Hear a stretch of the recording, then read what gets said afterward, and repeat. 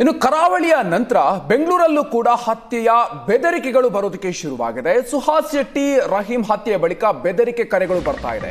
ಕೆಲವರಿಗೆ ಬರ್ತಾ ಇದೆ ಬೆದರಿಕೆ ಸಂದೇಶಗಳು.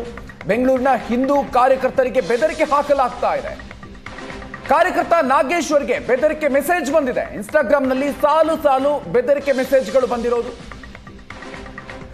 ಮುತಾಲಿಕ್ ಜೊತೆ ಗುರುತಿಸಿಕೊಂಡಿದ್ದಂಥ ನಾಗೇಶ್ವರ್ ಬೆದರಿಕೆ ಹಾಕಲಾಗಿದೆ.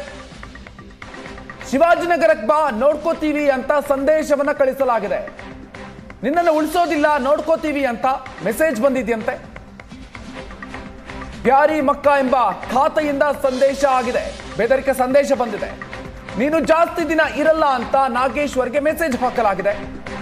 ಟೀಮ್ ರಿವೆಂಜ್, ಫೈಜಲ್ ಬಜ್ಪೆ, ಅಲ್ಲಾಹ್ ಅಕ್ಬರ್, ಸಿಲಿಂಡರ್ ರಾಜ ಎಂಬ ಹಲವು ಖಾತೆಗಳಿಂದ ಈ ರೀತಿಯಾಗಿ ಬೆದರಿಕೆಗಳು ಬಂದಿದೆ.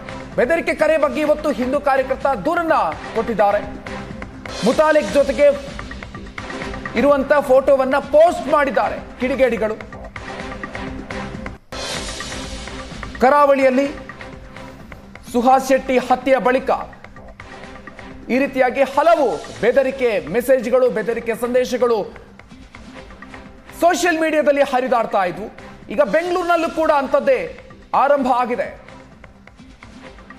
ಪ್ರಮೋದ್ ಮುತಾಲಿಕ್ ಜೊತೆ ಗುರುತಿಸಿಕೊಂಡಿರುವಂತಹ ನಾಗೇಶ್ವರ್ ಅನ್ನುವಂತಹ ವ್ಯಕ್ತಿಗೆ ಈ ರೀತಿಯಾಗಿ ಬೆದರಿಕೆ ಮೆಸೇಜ್ ಬಂದಿದೆ.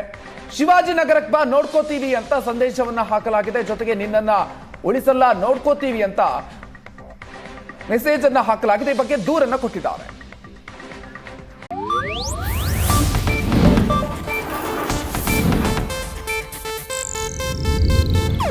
ಇದು ಏಷ್ಯಾನೆಟ್ ನ್ಯೂಸ್ ನೆಟ್ವರ್ಕ್ ಪ್ರಸ್ತುತಿ.